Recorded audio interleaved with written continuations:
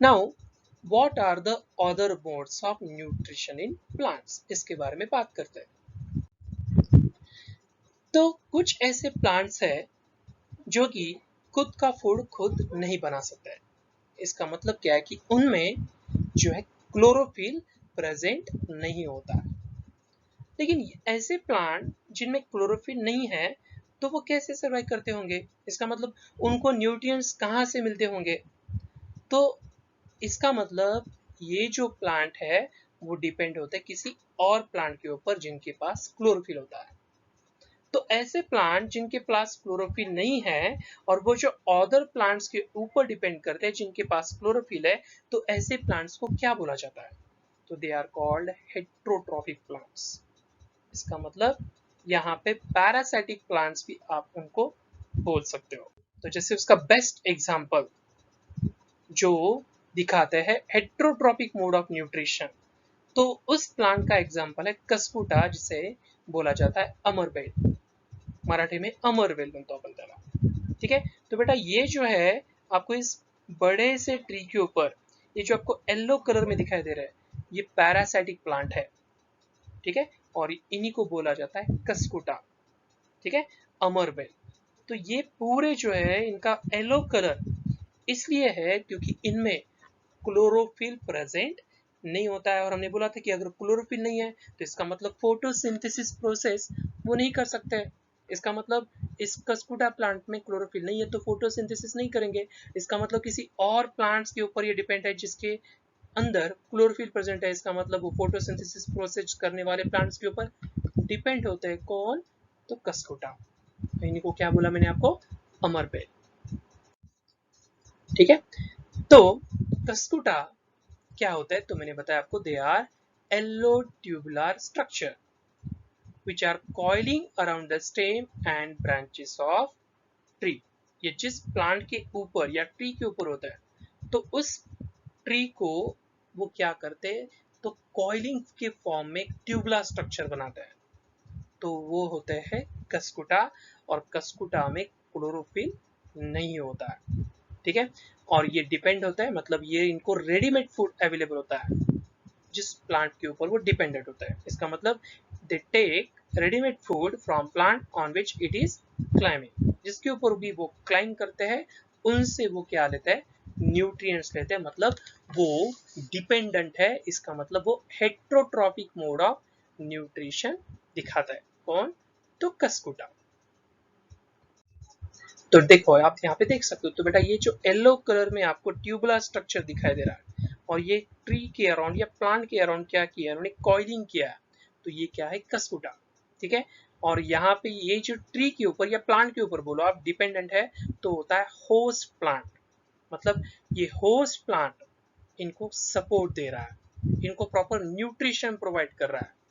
बराबर, तो ये इनकी खातिरदारी कर रहा है पूरी तरह से। होस्ट प्लांट इनको रेडीमेड फूड दे रहा है। किनको? इस कस्कुटा को। तो इस कस्कुटा को क्या बोला जाता है? पैरासाइट्स। तो ये कस्कुटा क्या है? तो पैरासाइट है जो कि डिपेंडेंट है किसके ऊपर? तो होस्ट प्लांट के ऊपर। किसके लिए? तो ये इनसे सपोर्ट ले रहा है होस्ट प्लांट से। कौन? कस्कुटा। और at the same time nutrients भी ये इनको अवेलेबल करवा के दे रहा है। ठीक है, तो कस्कुटा को न्यूट्रिएंट्स भी किससे मिल रहा है? तो होस्ट प्लांट से। तो पैरासाइटिक प्लांट कौन है? तो कस्कुटा। तो होस्ट यहाँ पे ये दिखाई दे रहा है आपको, ये प्लांट है। तो एक क्वेश्चन आपकी बुक में पूछा है कि पहेली wants to know whether mosquitoes, bedbugs, lice and leeches that suck our blood are also parasites। तो यस बेटा, तो बेड बग्स जो है हमारे बेड में रहता है इसीलिए इनका नाम पड़ा है बेड बग्स, और ये हमारा ब्लड सक करता है। लाइस जो होता है वो हमारे स्काल्प में होता है, हेड के ऊपर जो। ठीक है, वही लीचेस अगर देखा जाए तो ये एनिमल्स के ऊपर डिपेंडेंट रहते हैं, उनसे ब्लड सक करता है। लाइस भी हमारा ब्लड सक करता है, और मॉस्किटो इवन ये भी हमारा ब्लड सक करते हैं। लेकिन मॉस्किटो को ट्रू पैरासाइट कंसिडर नहीं किया जाता है। ठीक है, वो अपने रिप्रोडक्शन के लिए, मतलब उनके फीमेल मॉस्किटो अपने एग्स को स्ट्रांग बनाने के लिए जो है हमारे बॉडी से ब्लड सक करती है, लेकिन मॉस्किटो पैरासाइट्स नहीं होते, लेकिन bed bugs, lice and leeches ये पूरे पैरासाइट्स है जो कि ब्लड जो है सक करते हैं होस्ट से। उसके बाद हम बात करते हैं इंसेक्टिवोरस प्लांट्स की। तो बेटा इनके नाम में लिखा है कि ये जो प्लांट है वो इंसेक्ट के ऊपर डिपेंडेंट रहते हैं, इसका मतलब इंसेक्ट को खाते हैं। तो इंसेक्टिवोरस प्लांट जो होते हैं वो इंसेक्ट ईटिंग प्लांट्स होते हैं। उसके example pitcher plant, Venus flytrap plant, sundew, ये पूरे जो है इंसेक्टिवोरस प्लांट के एग्जाम्पल है। तो जैसे आप यहाँ पे देख रहे हो, तो ये जो मक्खी है ये इंसेक्ट है और इसको खाने का काम कौन कर रहा है, तो ये इंसेक्टिवोरस प्लांट कर रहा है। ठीक है, तो इसका मतलब they can trap insects and even digest them. कौन, तो insectivorous plants. And such plants may be green और ऑफ सम अदर कलर। याद रखो कि ये फोटोसिंथेसिस प्रोसेस करते हैं, लेकिन नाइट्रोजन की डेफिशिएंसी के कारण ये जो है इंसेक्ट को खाता है।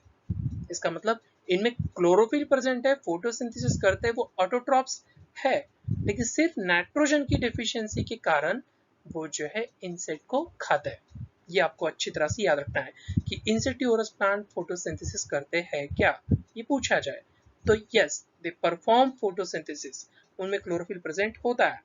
फिर वो इंसेक्ट क्यों खाते हैं, ऐसा क्वेश्चन आया तो बेटा it is because of the deficiency, मतलब नाइट्रोजन की कमतरता होने के कारण ये इंसेक्ट के ऊपर डिपेंडेंट होता है। कौन, तो इंसेक्टिवोरस प्लांट। उसके एग्जांपल आपको याद रखना है, pitcher plant, Venus flytrap plant, sundew, ये पूरे एग्जांपल किसके, इंसेक्टिवोरस प्लांट के। हम बात करते हैं अभी पीचर प्लांट की। तो पीचर प्लांट को पीचर प्लांट क्यों बोला गया, तो इनका जो स्ट्रक्चर होता है वो पीचर लाइक होता है। जैसे आप यहाँ पे देख रहे हो, ये पीचर स्ट्रक्चर है, ठीक है। एंड इनके जो लीफ है ये मॉडिफाइड होके ये पीचर लाइक स्ट्रक्चर बनाते हैं, ठीक है। और इस पीचर के अंदर जो है हेयर्स प्रेजेंट होता है विच आर डायरेक्टेड डाउनवर्ड्स, ठीक है। तो इस पीचर के अंदर क्या होते हैं, तो हेयर होते हैं और वो डाउनवर्ड डायरेक्शन में प्रोसीड होता है, ठीक है। और ये हेयर का काम क्या होता है, फंक्शन क्या होता है, इनका रोल क्या होता है, तो ये इंसेक्ट को अच्छी तरह से पकड़ के रखता है, एंटैंगल करता है, कॉइल करता है, ठीक है। और इंसेक्ट जब पकड़ते हैं, इंटैकल करते हैं, तो इंसेक्ट को डाइजेस्ट करना भी जरूरी है। तो डाइजेस्ट करने के लिए इनके पास डाइजेस्टिव जूसेस जो है इनमें प्रेजेंट होता है, किसमें, तो इंसेक्टिवोरस प्लांट्स में। आप देख सकते हो नेक्स्ट स्लाइड में मैं आपको कुछ इंसेक्टिवोरस प्लांट के इमेजेस दिखाता हूँ। तो जैसे ये दिख रहा है, तो बेटा ये इंसेक्ट देखो, इसको ये प्लांट कैसे ट्रैप करता है, तो देख लो यहाँ पे देखो, ठीक है। और इसके अंदर ये जो आपको दिखाई दे रहा है ये डाइजेस्टिव जूसेस होता है, जिससे कि ये इंसेक्ट जो अंदर गया इसको ये अच्छी तरह से डाइजेस्ट कर पाते हैं, उससे न्यूट्रिएंट्स मतलब नाइट्रोजन को यूटिलाइज कर पाता है, ठीक है। और इनमें ये जो है ये लीड होता है, इसका मतलब ऊपर वाला कवरिंग, ठीक है। सो लीड ये या तो ओपन होता है या तो क्लोज होता है, ठीक है। जब भी इंसेक्ट अंदर जाए तो ये क्लोज होता है, ठीक। सो lead which can open and close the mouth of the pitcher, यहाँ पे लिखा है। उसके बाद बहुजो यहाँ पे लिखा है कि बुजो is confused if the peacher plant is green and carries out photosynthesis, then why does it feed on insect? तो इसका आंसर मैंने अभी आपको एक्सप्लेन किया कि इंसेक्टिवोरस प्लांट जैसे कि पीचर प्लांट ये है तो ऑटोट्रॉप, बट ये इंसेक्ट के ऊपर फीड कर रहा है, तो क्यों, it is because of the nitrogen deficiency in the soil, ठीक है। तो इसका मतलब अगर देखा जाए तो insectivorous plants are partial heterotrophs, इसका मतलब हाफ वो हेट्रोट्रॉप्स है, मतलब हाफ ऑटोट्रॉप और हाफ हेट्रोट्रॉप्स। हाफ हमने हेट्रोट्रॉप्स क्यों बोला, क्योंकि वो इंसेक्ट के ऊपर डिपेंड है, और हाफ ऑटोट्रॉप क्यों बोला, क्योंकि वो फोटोसिंथेसिस प्रोसेस कैरी आउट कर सकता है, ठीक है। तो इसीलिए इंसेक्टिवोरस प्लांट्स को आप पार्शियल हेट्रोट्रॉप्स भी बोल सकते हो। उसके बाद हम बात करते हैं सैप्रोट्रॉप्स की। तो बेटा सैप्रोट्रॉप्स जो है वो अगर देखा जाए तो डेड प्लांट और डेड एनिमल्स के ऊपर डिपेंडेंट होता है। मतलब इनके लिए सोर्स ऑफ न्यूट्रिशन क्या है, तो डेड प्लांट और डेड एनिमल है। और इस सैप्रोट्रॉप्स का एग्जाम्पल अगर देखा जाए तो हम यहाँ पे मशरूम ले सकते हैं। ठीक है, और मशरूम्स क्या होता है, तो मशरूम तो सभी को पता है, जैसे आप देख सकते हो यहाँ पे पूरे मशरूम आपको दिखाई दे रहे हैं। तो mushroom they are fluffy umbrella like patches growing on the rotting wood during the rainy season. आपको रेनी सीजन में मशरूम जो है काफी ज्यादा अमाउंट में दिखाई देता है, और इनका अगर आप देखोगे स्ट्रक्चर तो फ्लफी अम्ब्रेला लाइक है। ठीक है, और ये ग्रो कहाँ पे करते हैं, तो ऑन द रॉटिंग वुड, और कब particularly during the rainy season. So Bojo wants to know how these organisms acquire nutrients. मतलब सैप्रोट्रॉप जो है वो कैसे न्यूट्रिएंट्स को एक्वायर करते हैं। Because they do not have mouths like animals do, they are not like green plants as they lack chlorophyll and cannot make food by the process of photosynthesis. तो इस बूजो को जो क्यूरियोसिटी है तो उसको हम पहले सॉल्व करते हैं। तो याद रखो, ये सैप्रोट्रॉप्स मैंने बताया था कि ऐसे ऑर्गेनिज्म हैं जो डेड प्लांट और डेड एनिमल से न्यूट्रिएंट्स एक्वायर करते हैं। ठीक है, तो जैसे आप यहाँ पे देख सकते हो एक एक्टिविटी में, तो आपको क्या करना है कि एक ब्रेड का पीस लेना है। ठीक है, फिर इसके ऊपर थोड़ा वाटर जो है स्प्रे करना है। ठीक है, जैसे यहाँ पे लिखा है take a piece of bread and moisture it with water and then leave it in a moist warm place. इसको आपको वैसे ही जो है छोड़ देना है। तो 2-3 दिन के बाद आपको इस ब्रेड के ऊपर जो है कुछ फ्लफी पैचेस आपको दिखाई देंगे। ठीक है, या तो ये ग्रीन दिखाई देंगे, या तो व्हाइट दिखाई देंगे, या तो आपको ब्राउन कलर में दिखाई देंगे। और ऐसे पैचेस अगर आपने माइक्रोस्कोप के नीचे देखा तो आपको कुछ इस तरह के जो है थ्रेड लाइक स्ट्रक्चर आपको दिखाई देगा, और उसी को बोला जाता है फंजाई, जो कि एक सैप्रोट्रॉप है। ठीक है बेटा, तो ये फंजाई जो है आप ये एक्सपेरिमेंट, ये एक्टिविटी खुद भी कर सकते हो। और शायद आपने ये देखा भी होगा कि आपके घर में जब कभी ब्रेड आपने लाया और उसको यूज ही नहीं किया, तो 2-3 दिन के बाद आपको कुछ इसी तरह का वो ब्रेड दिखाई देगा। ठीक है, उसको अगर आपने और जो कुछ दिन में रख दिया तो ये कुछ इस तरह से डेवलप होगा। इसका मतलब क्या है कि इसके ऊपर क्या हो रहा है, तो सैप्रोट्रॉप मतलब एक फंजा ग्रो हो रहा है और अपने न्यूट्रिएंट्स उससे वो ऑब्टेन कर रहा है। ठीक है, तो ये डिकेइंग ऑर्गेनिक मैटर के ऊपर ये सैप्रोट्रॉप क्या करता है, सर्वाइव करता है। मतलब इनसे ये न्यूट्रिएंट्स अपना एब्सॉर्ब करता है। तो जैसे यहाँ पे क्वेश्चन पूछा है how fungi survive on this bread, तो ये फंजाई उस ब्रेड के ऊपर सर्वाइव कैसे की। तो मैंने जैसे बताया कि फंजाई यहाँ पे सर्वाइव कर रही है तो उसके पीछे रीजन होगा। तो इन्होंने क्या किया, तो पहले डाइजेस्टिव जूसेस उस डेड डिकेइंग मैटर के ऊपर सिक्रेट किया, जैसे ब्रेड के ऊपर सिक्रेट किया, और इसको उन्होंने क्या किया, फिर कन्वर्ट किया इसमें, तो सॉल्यूशन में। और जब सॉल्यूशन में कन्वर्ट किया तो उसमें से वो न्यूट्रिएंट को क्या करता है, एब्सॉर्ब करता है। ठीक है, and this mode of nutrition in which organism take in nutrients from dead and decaying matter, it is called saprotrophic nutrition. तो मैंने अभी बताया आपको कि सैप्रोट्रॉप्स मतलब क्या होता है, कुछ ऐसे ऑर्गेनिज्म जो डेड प्लांट और डेड एनिमल के ऊपर डिपेंड होते हैं अपने न्यूट्रिएंट्स के लिए, और ऐसे मोड ऑफ न्यूट्रिशन को बोला जाता है सैप्रोट्रॉपिक न्यूट्रिशन।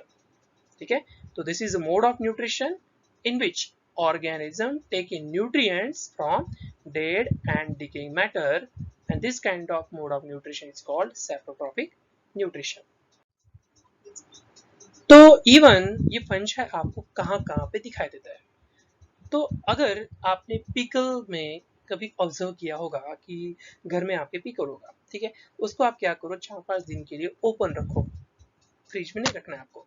तो आपको इसके ऊपर जो है कुछ व्हाइट या ग्रीन या फिर ब्राउन कलर के कुछ हेयर लाइक स्ट्रक्चर दिखाई देंगे। तो बेटा वो तो होते हैं फंजाई मतलब सैप्रोट्रॉप्स। इवन बारिश के पानी में अगर आपके शूज जो है भीग गए और आपने उस शूज को ध्यान ही नहीं दिया, वैसे ही रख दिया, या सैंडल है, तो उस केस में जो है ये फंजाई जो है आपको ग्रो होते हुए दिखाई देता है।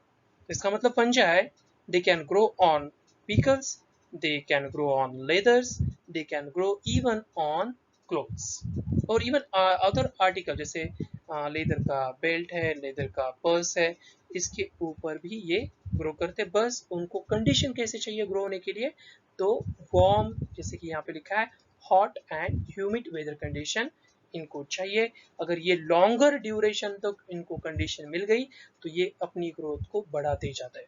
कौन? तो ये फंजाई जो कि एक सैप्रोट्रॉफ है। तो अभी हम पढ़ते हैं व्हाट इज सिम्बायोटिक रिलेशनशिप। तो बेटा होता क्या है कि कुछ ऑर्गेनिज्म जो है एक दूसरे के साथ रहते हैं और अपने रहने की जगह और न्यूट्रिएंट्स ये दोनों जो है एक दूसरे के साथ शेयर करते हैं। तो ऐसे रिलेशनशिप को बोला जाता है सिम्बायोटिक रिलेशनशिप, जिसमें शेयरिंग जो है उस दो ऑर्गेनिज्म के बीच में की जाती है for shelter as well as nutrients. तो जैसे एग्जांपल आपको देखने पड़ेंगे कि कौन से ऐसे ऑर्गेनिज्म है जो सिम्बायोटिक रिलेशनशिप दिखाते हैं। तो उसमें फर्स्ट एग्जांपल आता है माइकोराइजिया। तो बेटा माइको का मतलब आपको अच्छी तरह से यहाँ पे याद रखना है कि माइको ये वर्ड जहां पे भी आएगा तो इसको बोला जाता है, माइको का मतलब फंजाई। तो माइको का मतलब हमेशा याद रखो, ये वर्ड कहीं पे भी आपको दिखाई दे तो उसको बोला जाता है माइको मीन्स फंजाई। ठीक है। वही राइजिया का मतलब होता है रूट्स। इसका मतलब यहाँ पे ये फंजाई जो है किसी प्लांट्स के रूट के साथ क्या बना रहे हैं, एक एसोसिएशन बना रहे हैं, एक रिलेशनशिप बना रहे हैं, उसी को क्या बोला जाता है, सिम्बायोटिक रिलेशनशिप। ठीक है। तो इसका मतलब कुछ fungi they are living in the roots of the trees. इसका मतलब इन दोनों में क्या हो रहा है, एक एसोसिएशन हो रहा है, इनमें सिम्बायोसिस हो रहा है। इसका मतलब ये एक दूसरे के साथ क्या कर रहे हैं, तो शेयरिंग कर रहे हैं। इसके बेटा तो न्यूट्रिएंट्स एंड शेल्टर के लिए। मतलब कैसे, तो वो देख लेते हैं। तो यहाँ पे जो माइकोराइजिया में ये जो प्लांट्स के या ट्री के रूट्स है, तो ये ट्री क्या करता है, इस फंजाई को न्यूट्रिएंट्स प्रोवाइड करता है। ठीक है। यहाँ पे हमने क्या बोला कि ये जो ट्री है ये उस फंजाई को न्यूट्रिएंट्स प्रोवाइड कर रहा है और उसके बदले में फंजाई जो है इस ट्री को क्या प्रोवाइड करता है।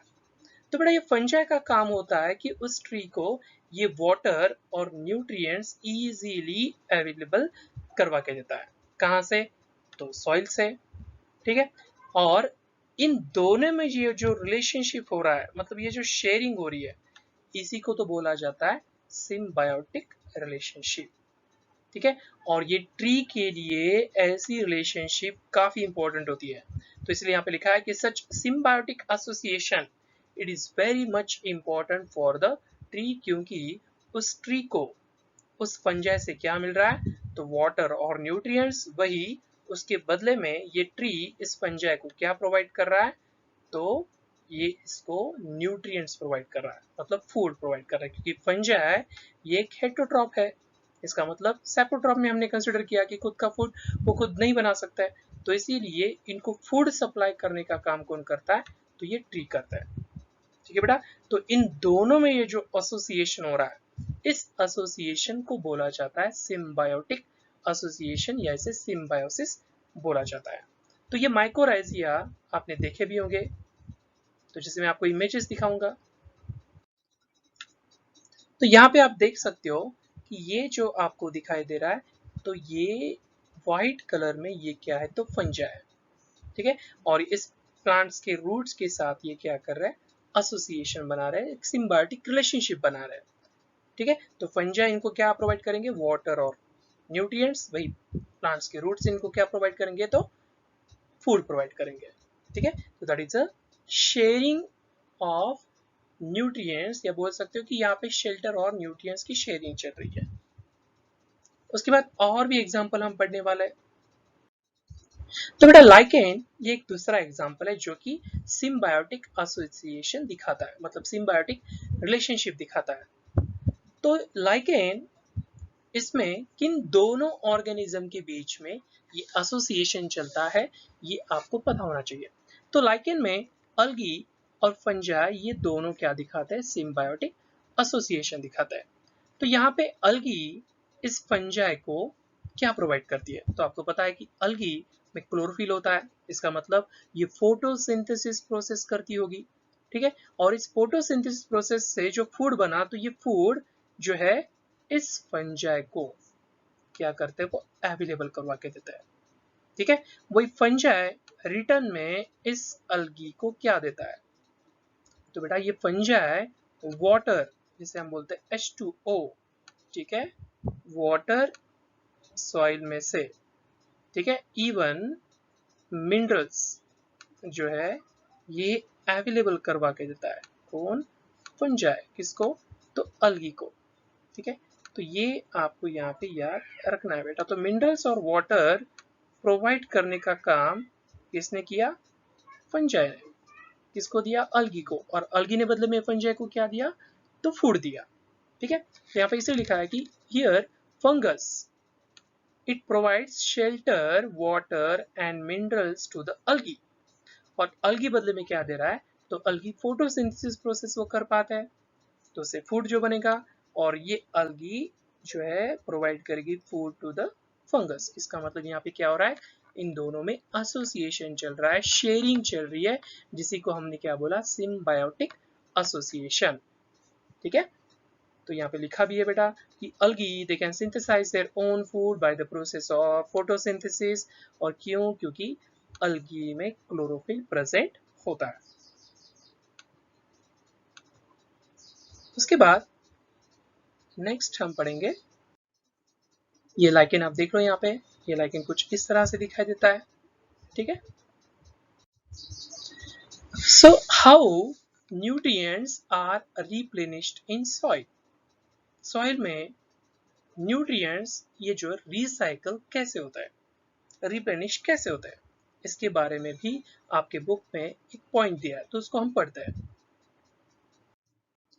तो बेटा सॉइल याद रखो, it is a reservoir, it is a store house of nutrients. आपको पता है कि सॉइल में बहुत तरह के मिनरल जो है प्रेजेंट्स होता है, बराबर। तो ये प्रेजेंट जो मिनरल्स है, ये मिनरल्स आते कहाँ से है, तो रॉक से, क्योंकि रॉक से ही तो सॉइल बनती है, और ये सॉइल ये एक क्या है, तो सोर्स है न्यूट्रिएंट्स का, स्टोर हाउस है, रिजर्वायर है, किसका, तो न्यूट्रिएंट्स का। और ये याद रखो कि सॉइल ने सप्लाई तो किया न्यूट्रिएंट्स का, but it also supports to the nitrogen fixing bacteria and number of other microbes। इसका मतलब ये सॉइल इन बैक्टीरिया को जो है शेल्टर भी प्रोवाइड करती है, घर भी प्रोवाइड करती है। और सॉइल का दूसरा भी काम है कि सॉइल जो है वाटर को अच्छी तरह से होल्ड करके रखता है, बराबर। It also supplies air to the roots, ठीक है। और सॉइल है ये एक सपोर्ट, एक मैट्रिक्स प्रोवाइड करती है, जिससे कि प्लांट यहाँ पे अच्छी तरह से स्टेबलाइज हो सकता है। तो आपने यहाँ पे क्या पढ़ा बेटा कि सॉइल क्या है, तो it is a source of nutrients, इसका मतलब स्टोर हाउस ऑफ न्यूट्रिएंट, इसी को आप रिजर्वायर ऑफ न्यूट्रिएंट्स बोलो। और सॉइल जो है वाटर होल्ड करने का भी काम करता है, सॉइल जो है प्रॉपर एरेशन भी देता है, मतलब एयर प्रोवाइड करता है रूट्स को, और ये एक प्रॉपर सपोर्ट देने का काम, एक मैट्रिक्स प्रोवाइड करने का काम भी कौन करता है, तो सॉइल करता है। So that is why soil it also acts as a matrix that stabilizes the plant. तो जिससे यहाँ पे लिखा है कि plants absorb mineral nutrients from the soil, और हमने पहले भी पढ़ा कि मिनरल न्यूट्रिएंट्स जो प्लांट्स एब्सॉर्ब करते कहाँ से करते, तो हमने बोला था सॉइल से करते हैं। लेकिन अगर देखा जाए तो सॉइल में ये जो मिनरल्स है इनका अमाउंट दिन ब दिन कम हो रहा है। सिंपल सी बात है बेटा, क्योंकि फार्मर ये क्या करता है कि उस पर्टिकुलर फील्ड में क्रॉप्स लगा देता है।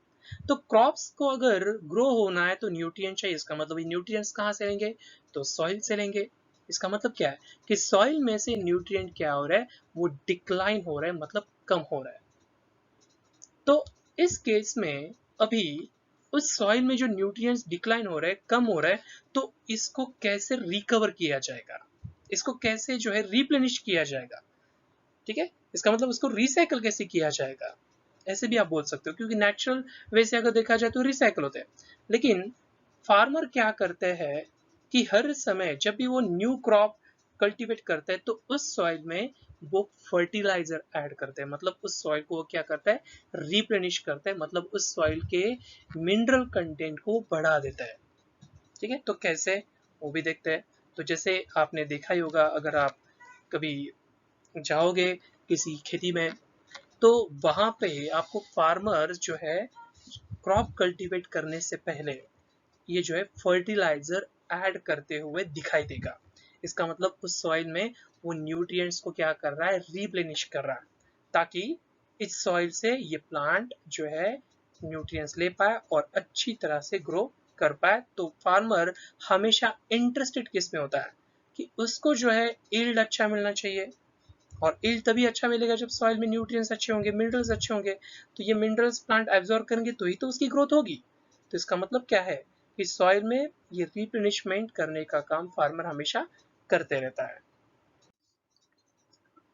तो जैसे यहाँ पे fertilisers and manures they contain plant nutrients, जैसे इस फर्टिलाइजर में आपको दिखाई दे रहा है कि ये कुछ न्यूट्रिएंट्स है, जैसे कि नाइट्रोजन, फॉस्फोरस, पोटेशियम। ये क्या है बेटा, ये तो एलिमेंट्स मतलब मिनरल्स है, ठीक है।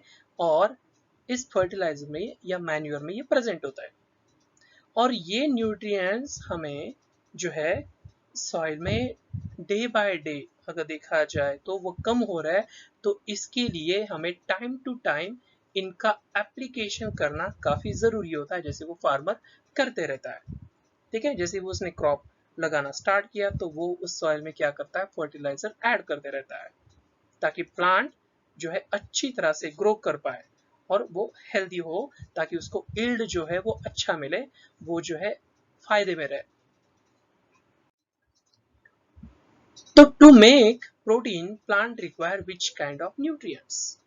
तो हमने एक पढ़ा था कि प्रोटीन जो होता है उसमें कार्बन, हाइड्रोजन, ऑक्सीजन और नाइट्रोजन जो है वो प्रेजेंट होता है। हमने पढ़ा था बेटा ये कि किसी भी प्रोटीन में क्या होता है, तो उसमें कार्बन, ठीक है, उसमें हाइड्रोजन, उसमें ऑक्सीजन और नाइट्रोजन, ये जो है कंपोनेंट प्रेजेंट होते हैं, एलिमेंट्स प्रेजेंट होते हैं, ठीक है।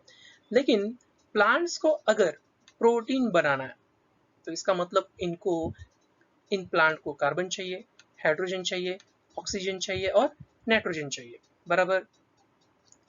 तो लेकिन कुछ ऐसे प्लांट है जिनको नाइट्रोजन की आवश्यकता काफी ज्यादा होती है, तो उस केस में ये करते क्या है, तो यहाँ पे जैसे लिखा है कि usually the crops require a lot of nitrogen to make proteins.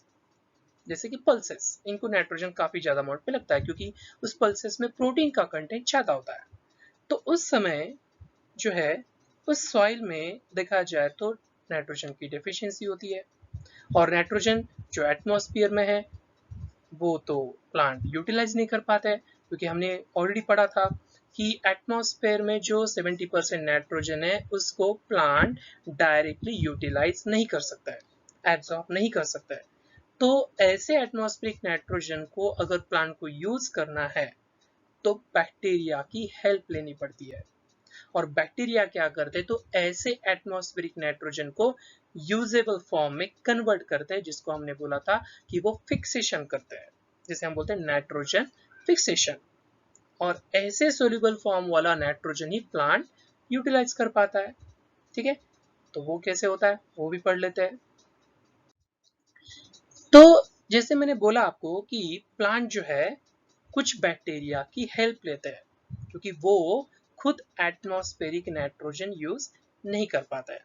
तो ऐसे कौन से बैक्टीरिया है जो इस एटमॉस्फेरिक नाइट्रोजन को कन्वर्ट करते हैं सोल्यूबल फॉर्म में, तो ये होते हैं बेटा राइजोबियम बैक्टीरियम। तो ये राइजोबियम बैक्टीरियम का काम होता है कि ये एक इम्पॉर्टेंट काम करता है कि एटमॉस्फेरिक नाइट्रोजन जो एटमॉस्फेयर में प्रेजेंट है गैसियस फॉर्म में, तो इसको ये कन्वर्ट करता है सोल्यूबल फॉर्म, ताकि ये सोल्यूबल फॉर्म वाला नाइट्रोजन प्लांट्स यूटिलाइज कर पाए, एब्सॉर्ब कर पाए। दैट इज द रीजन कि प्लांट को ऐसे बैक्टीरिया की हेल्प चाहिए होती है, क्योंकि वो खुद एटमॉस्फेरिक नाइट्रोजन यूज नहीं कर सकता है। ठीक है, तो वो हेल्प किसकी लेता है? तो सॉइल में प्रेजेंट होते कुछ ऐसे राइजोबियम बैक्टीरिया जिनका काम है एटमॉस्फेरिक नाइट्रोजन को सोल्यूबल फॉर्म में कन्वर्ट करना।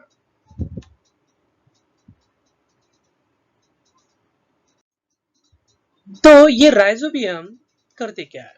तो बेटा ये राइजोबियम बैक्टीरिया प्लांट्स के रूट्स के साथ एक सिम्बायोटिक एसोसिएशन बनाते हैं, लेकिन पर्टिकुलरली विच प्लांट्स?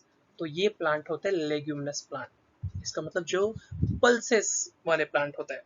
और इस लेग्यूमिनस प्लांट में आते कौन है? तो इसमें ग्राम, पीस, मूव बीन्स, सोयाबीन्स, ये पूरे जो एग्जाम्पल है वो लेग्यूमिनस प्लांट्स के हैं। और इन प्लांट्स को नाइट्रोजन की रिक्वायरमेंट ज्यादा होती है, क्योंकि इनमें प्रोटीन कंटेंट काफी ज्यादा होता है। जैसे कि आपने देखा ही होगा कि हमें बोलते हैं, डॉक्टर बोलता है कि अगर आपको प्रोटीनिशियस डाइट बढ़ाना है तो डॉक्टर आपको सजेस्ट करता है कि आप जो है पल से ज्यादा खाओ, बराबर। तो इसका मतलब ऐसे प्लांट्स को, लेग्यूमिनस प्लांट को नाइट्रोजन की रिक्वायरमेंट कैसी होती है? ज्यादा होती है। जैसे यहाँ पे लिखा है this plants they require more nitrogen. और ऐसे नाइट्रोजन को अगर इनको अवेलेबल करवाना है तो किसकी हेल्प लेनी पड़ती है? राइजोबियम बैक्टीरिया की, जो हेल्प करता है to make available. And in return में इस राइजोबियम को मिलता क्या है? तो इस राइजोबियम को इस प्लांट से जो है शेल्टर मिलता है, रहने की जगह मिलती है। और एट द सेम टाइम ये प्लांट जो है इस बैक्टीरिया को फूड भी अवेलेबल करवा के देते हैं। और इसका मतलब यहाँ पे क्या हो रहा है बेटा? इन दोनों में एसोसिएशन हो रहा है, सिम्बायोसिस हो रहा है, सिम्बायोटिक रिलेशनशिप हो रही है, और ये जो है एक दूसरे के साथ रह रहे हैं, शेयरिंग कर रहे हैं। So that is why there is a symbiotic association between the rhizobium bacteria and leguminous plants। और लेगुमिनस प्लांट में एग्जांपल यहाँ पे दिए गए। तो यहाँ पे इस सिम्बायोटिक एसोसिएशन का जो सिग्निफिकेंस है वो सबसे ज्यादा किसको फायदेमंद है? तो वो फार्मर्स के लिए काफी ज्यादा इंपॉर्टेंट एसोसिएशन है। क्योंकि देखो होता क्या है कि फार्मर को अभी उस सॉइल में नाइट्रोजन ऐड करने की आवश्यकता नहीं है। क्यों?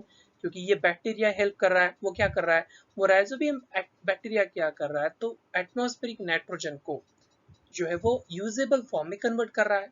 इसका मतलब एडिशनल फर्टिलाइजर नाइट्रोजन ऐड करने की फार्मर को आवश्यकता नहीं है। So such association it is of great significance for the farmers as they do not need to add nitrogen fertilizer to the soil in which leguminous plants are grown। ये आपको याद यहाँ पे रखना है।